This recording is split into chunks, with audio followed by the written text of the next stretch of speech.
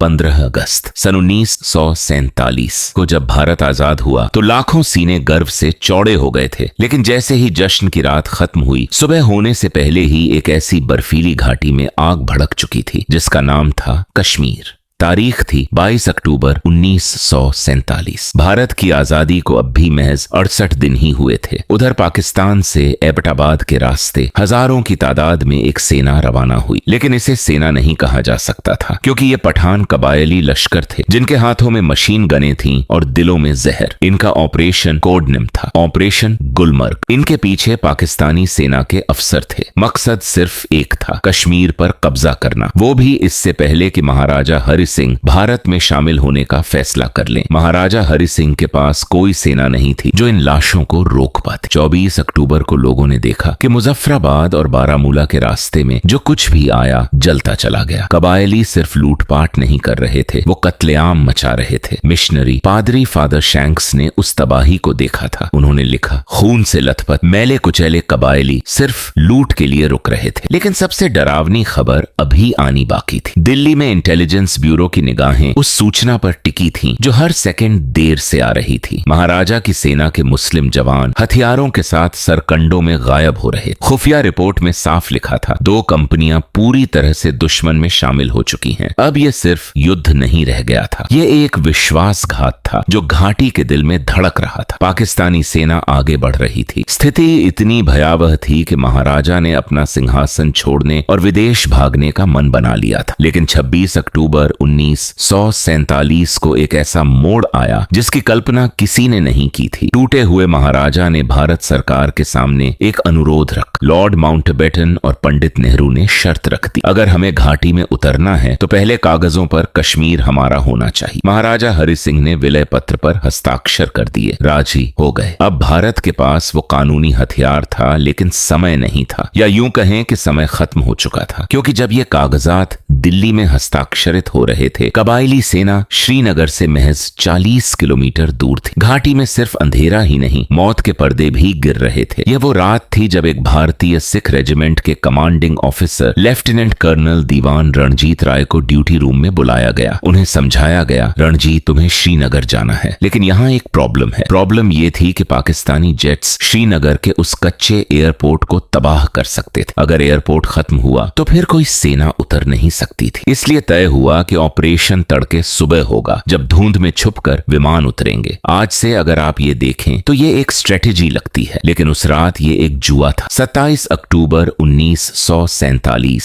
सुबह के 3 बज रहे थे। दिल्ली के पालम एयरपोर्ट पर सन्नाटा था, लेकिन फ्लड लाइट्स जल रही थीं। डकोटा विमानों में सिर्फ 17 जवान बैठते थे। उनके पास सिर्फ अपनी बंदूकें थीं और एक असली ताकत, भारत माता की जय के नारे। पहले विमान में लेफ्टिनेंट कर्नल रणजीत राय थे। उनके आसपास बैठे जवानों को पता था कि जब वो उतरेंगे तो घाटी में क्या हो रहा है, लेकिन कोई डगमगा नहीं रहा था। सुबह 8:30 बजे वो पहला विमान श्रीनगर के उस छोटे से एयरफील्ड पर उतरा। कुछ ही देर में 300 जवान धरती पर थे। भारतीय सेना कश्मीर में उतर चुकी थी। लेकिन ये लैंडिंग सिर्फ कामयाबी नहीं थी, ये एक टाइम बम पर कदम रखने जैसा था, क्योंकि भारतीय खुफिया एजेंसियों को डर था कि जैसे ही भारतीय टुकड़ियां एयरपोर्ट से बाहर निकलेंगी, पाकिस्तानी तोपें उन पर बरस पड़ेंगी। आसमान में दुश्मन के विमान भी हो सकते थे। रणजीत राय के सामने एक मुश्किल फैसला था। अगर वे एयरपोर्ट पर ही रुके रहे तो कबायली बिना किसी रोक टोक के श्रीनगर में घुस जाएंगे। वहां हजारों हिंदू और सिख परिवार थे। अगर वे आगे बढ़े तो एक पूरी दुश्मन सेना से भिड़ना था जो उनसे कई गुना ज्यादा थी। रणजीत राय ने जो फैसला लिया वो किसी किताब में नहीं लिखा जा सकता। वे अपनी आधी सेना लेकर बारामूला की तरफ बढ़े। रास्ते में उन्होंने देखा सड़कों पर लाशें, जलते हुए मकान और एक खामोशी जो चीख रही थी। ये कोई सामान्य जंग नहीं थी, ये एक बचाव मिशन था जहां हर सेकंड में किसी की जान जा सकती थी। लेकिन सबसे बड़ा सवाल वो था जो आज तक अनसुलझा है। 1998 में ब्रिटेन की नेशनल आर्मी म्यूजियम के आर्काइव से एक पेपर सामने आया था। लंदन की उस लाइब्रेरी में जहां सेना के कागजात रखे जाते हैं, एक फाइल मिली, द बुचर पेपर्स। ये भारत के तत्कालीन army chief general sir Roy Bucher के निजी पत्र थे। भारत सरकार ने इन कागजातों को कभी पब्लिक नहीं किया। ब्रिटेन में ये खुले थे, लेकिन अपने यहां नहीं। इन कागजों में जनरल बुचर ने पंडित नेहरू को एक टॉप सीक्रेट चिट्ठी लिखी थी। उन्होंने लिखा था, महोदय, सेना थक थक चुकी है, उपकरण नष्ट हो रहे हैं। अब हम और ज्यादा जमीन वापस नहीं ले सकते। हम केवल वहीं रुक सकते हैं जहां हम खड़े हैं, यानी 1947 की उस जंग का एक खतरनाक सच ये है कि अगर कुछ घंटे और देर हो जाती, या अगर कबायली बारामूला में लूटपाट के लिए रुके नहीं होते, तो क्या भारत के पास कश्मीर का कभी हिस्सा होता? लेकिन असली सवाल तो बुचर के उस पेपर को लेकर है। 1947 की जंग का वो आधिकारिक इतिहास, operations in Jammu and Kashmir, 1960 के दशक में लिखा जा चुका था। उसे छपने में 40 साल लग गए और सिर्फ तब छपा जब राजीव गांधी ने खुद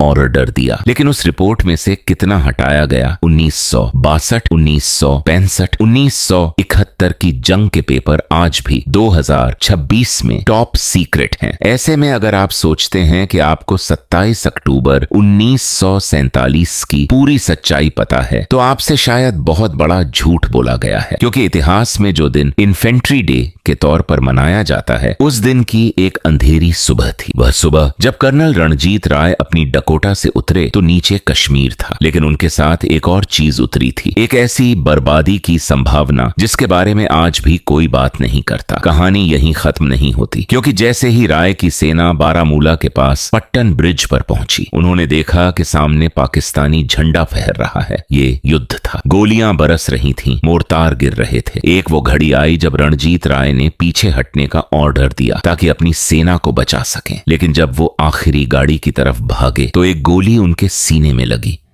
वहीं एक पुल पर 1947 के उस अक्टूबर में भारत के पहले युद्ध नायक ने दम तोड़ दिया। उनकी आखिरी सांस के साथ दुश्मन की सेना मैदान में रुक गई, लेकिन सिर्फ 1 सेकंड के लिए। आज जब आप इस डॉक्यूमेंट्री को सुन रहे हैं तो उस पुल पर शायद अब घास उग चुकी है, लेकिन वो इतिहास की जो गोली थी वो आज भी कहीं जमीन के अंदर दबी हुई है और कोई नहीं चाहता कि वो सामने आए।